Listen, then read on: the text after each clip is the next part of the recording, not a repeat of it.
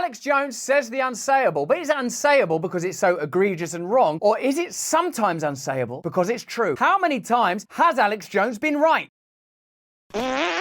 Hello there, you Awakening Wonders. Thanks for joining us on our voyage to truth and freedom. Now that he's back on X, we can look at Alex Jones, guest on our show, and how many times he's been right. We know the times when Alex Jones was wrong. We know the mistakes that Alex Jones has made. When I spoke to Alex Jones, the way I said that I look at him, and I believe this, is our culture doesn't permit for shamanic, mysterious figures that piece together peculiar pieces of information in ways that are unusual but would have once been understandable, working on multiple levels simultaneously. If Alex Jones was simply the man who had wounded the grieving parents of Sandy Hook, which of course he acknowledges was wrong and was a mistake, then there wouldn't be loads of footage of him perspicaciously announcing in advance a number of things that are extraordinary and include even 9/11. We all know where Alex Jones has been wrong. He himself has admitted it. Let's have a look at the times that Alex Jones was right. How could he have known these things? And what about the predictions that Alex Jones is making right now? What things do we have to be aware of? You said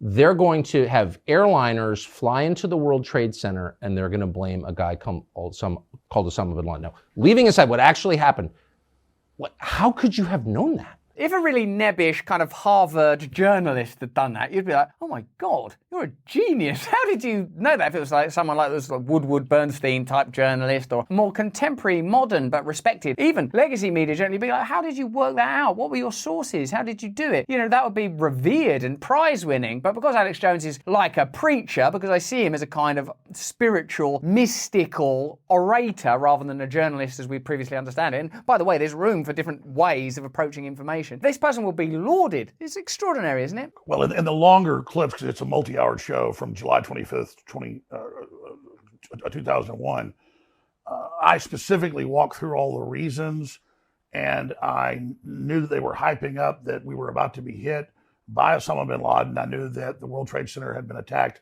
the first time and that the Fed's been involved helping cook the bomb and allowing it to go forward.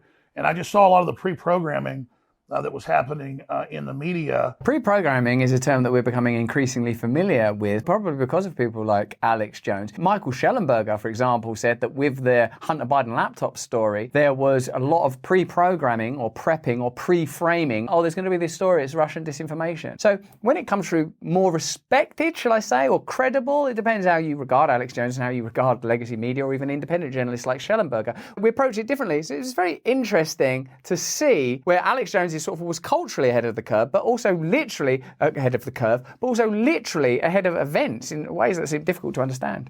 Because they were on the news saying, you know, well, life's about to change in America.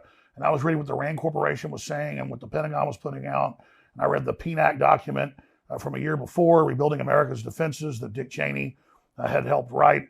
And it said we need a Pearl Harbor event on the American homeland to be able to bring in this police state and this control and then expand the American empire worldwide. So hundreds of pieces of data went into that prediction.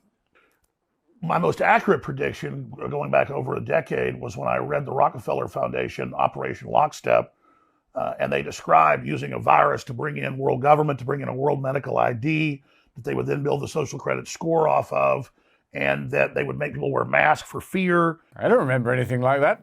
That they would shut down sporting events and things like that and basically phase in this new tyranny. So I was also able to specifically make that prediction over and over and over again because I was going off their own battle plans.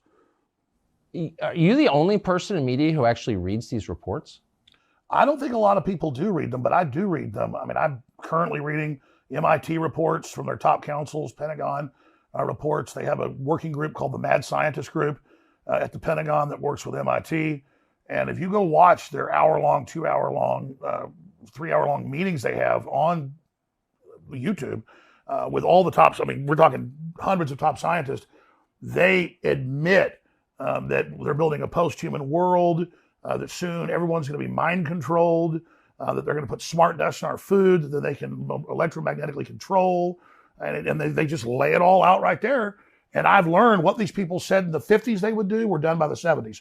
What they said their plan was in the 70s for the 90s, they got done. When it comes to discrediting Alex Jones, do you imagine that it has more to do with saying stuff around Sandy Hook and making errors in other areas? Or do you think it's because there are data available that can tell us about the intentions of the powerful, which have demonstrably now been shown to be true, and that if enough of us feel like, well, hang on, have we got more in common with one another than these establishment interests that appear hell-bent on controlling us, or that we would become less malleable, more disobedient, more likely to resist? There may be certain things about Alex Jones that you don't like, the way that he talks or looks or whatever, but the fact is that when he's saying stuff that they talked about in the 50s happening, and the pandemic stuff and the 9/11 stuff, and generally now, I think that Alex Jones was way ahead of the curve. Now, there are all sorts of independent voices that are aware of, conspiracies that are not conspiracy theories, but that are conspiracy facts, and plans that were sort of spoken about at the globalist level that have subsequently been enacted. What you have to ask yourself, I always think, when someone is vilified and subject to vendettas and media attacks, do you think that the problem is what they're telling you it is, or do you think that this person might actually be a threat to establishment interests? It doesn't take long to work out what's more likely. And then when they had their Agenda 21 in Rio de Janeiro in 1992, the big UN summit, they described everything they would do up until the year 2000, and they got almost all of that done.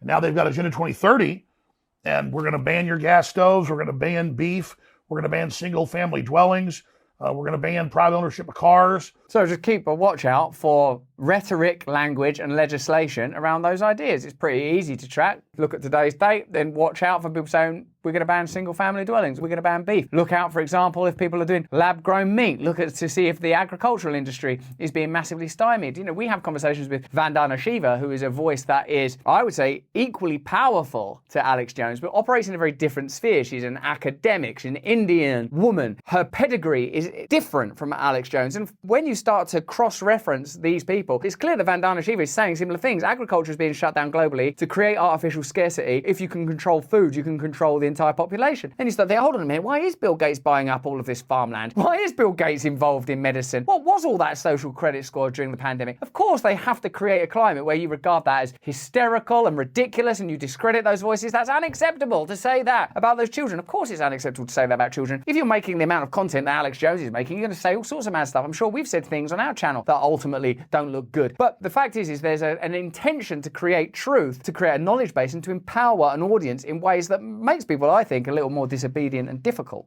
We're going to do all this, and now you see them rolling it all out. So I'm not really making predictions in these high-level World Economic Forum and other large think tank groups. They are laying out the future, and they're high priests of the World Economic Forum. That's a consortium of all these groups. Yuval Noah Harari, you can read his quotes. The future's not human. The human era is over. The public is useless.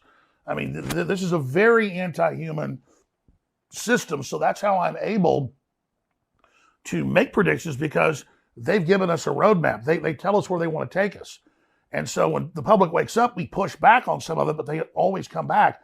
And so I'm just following the trajectory of where they say they want to take us. Alex Jones has a particular rhetorical style, more akin to a preacher than a journalist as we were taught to understand them. But when he talks about automation and AI and Yuval Noah Harari's prediction that the future will be technological, that's in a sense the march of capitalism that's been completely normalized, that there are sort of best-selling books and think tanks and forums where we're just told, oh, this is how it's going to go. And think about how the legacy media just normalizes the presence of robots in the New York City streets. It's going to be convenient. Amazon can deliver straight to your door. This is, in a sense, how the media normalizes information that comes from academia or think tanks or globalist groups, and it slowly just seeps into the culture. To me, it seems like the intentions are domination and profit and centralization of authority. And Alex Jones has a very invective, passionate style, and people like Yuval Noah Harari just sort of tell you in a sort of a rational way, this is good, this is going to be beneficial. Universal basic income, the public is useless now, you don't need the population. And I suppose, as Alex Jones says, you have to look at this information and see what is useful. And of course, people err and make mistakes, but what is the reason that Alex Jones has become so controversial? What do you think it's actually about? Why is he being demonized? Is it because he said things that have hurt people's feelings, for which he's atoned? Or is it because he said things that make people mistrustful of the establishment? There were a lot of white papers,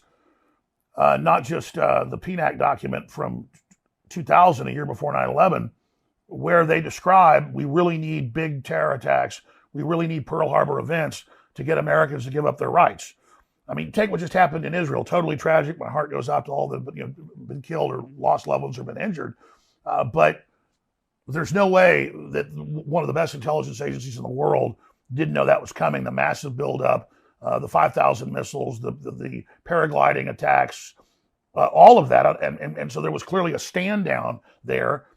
And now the West will take more of the people's rights. Israel will be able to crack down and take more of their people's rights, which is a big debate over there. Hamas is being funded by Hezbollah, which is Iran. We just had Biden a month ago give $6 billion to Iran. And now the mullahs are bragging that they were behind the attack, Hezbollah funding Hamas.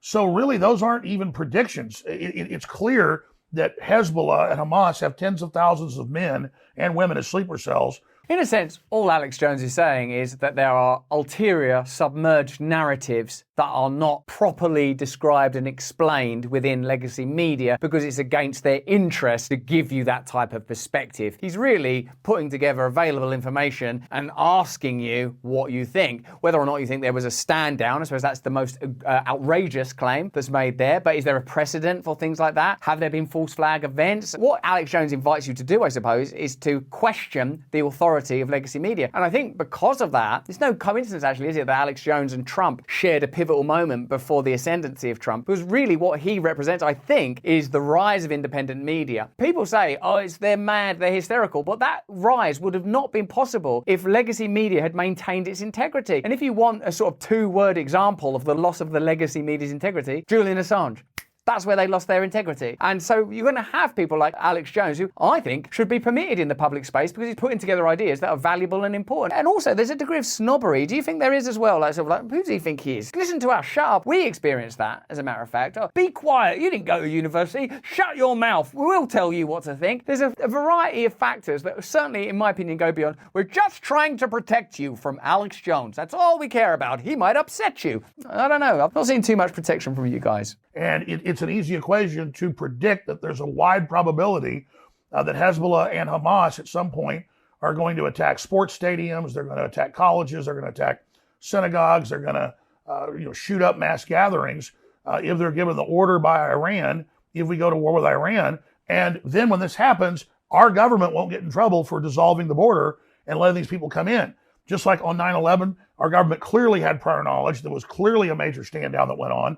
And the government got more power, more control, and now they're not pointing the Homeland Security apparatus. Now we're beyond Alex Jones and we're into the threat of independent media. Once you have figures like Tucker and Alex Jones having conversations like that just can't be shut down, you need to get Barack Obama behind a podium in Stanford saying, misinformation is dangerous. We can't have people not trusting the mainstream media and trusting the state. We need to get rid of this. Because essentially, if that now, what he's able to do is say, this will happen. When that happens, there'll be millions of people that are like, hey, we were told this is going to happen. So it's a tragic event where on this unbelievable, these monsters, these animals, whatever version of reality they try to mobilize in order to generate regulation, legitimize war, facilitate profit. We all know how this works now. The independent media space offers not only an antidote to it, but potentially a prevention of it. We're already seeing figures like RFK, Vivek Ramaswamy, the obvious example of Trump, that are able to bypass previous gatekeepers. That's the real threat. It's not like, oh my God, before any more parents are upset, we gotta shut down all those people who are plainly against establishment interests. I don't trust them. We're told that Alex Jones is a pariah and a lunatic,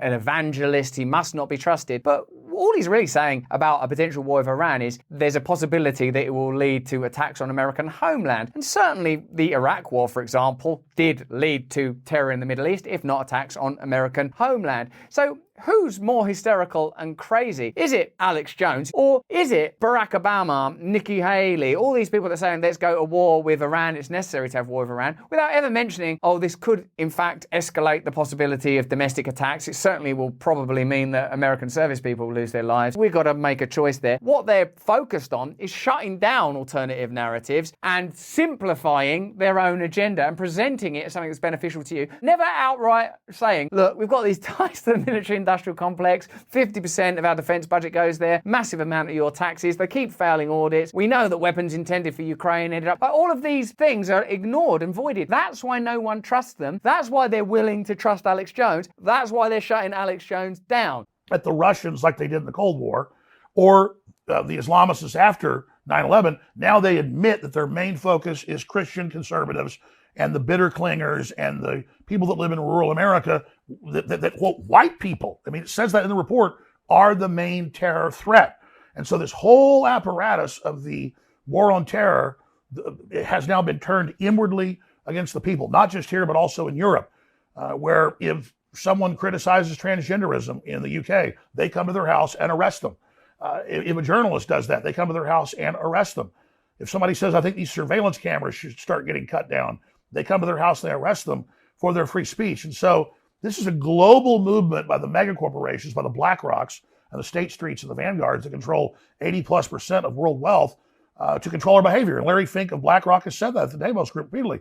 We're going to use our control over all this finance and this global social credit score we're rolling out to control people's behavior. So that's really what this is. And then they use the threat of global warming. They use the threat of a virus. They use the threat of radical Islam to take our rights. But we really are the target. You lunatic! What, you think BlackRock and Vanguard have an influence over politics? It's not like whenever the leader of China comes to San Francisco, they get Larry Fink and the heads of banks to sort of line up and shake hands with him. It's not like when Zelensky visits the United States, the military-industrial complex all line up and shake hands with him. It's not as if there are massive meetings around the world where powerful people come together and lay out the plans for the next couple of years. It's not like many of these predictions have literally and observably come true. Oh no, wait, that has actually literally happened. So all that's left for us to decide is, are they trying to shut down Alex Jones and discredit him because he's hurt some people's feelings and said stuff that was not true that he regrets? Or is it because he's saying a load of things that are true that they regret? The truth is Alex Jones was ahead of the curve, recognizing that politics was changing, that media was changing, that the divides between political classes and cultural classes was altering, and he spoke openly and authentically, and that's what these spaces, I think, demand. But that's just what I think. Why don't you let me know what you think in the chat? Remember, we stream at these times. We'll be back at this time. Remember, become part of this movement. A powerful, independent media is precisely what the world needs to empower us all so that we can grow our individual sovereignty, our community sovereignty, and our collective sovereignty. In the meantime, please stay free.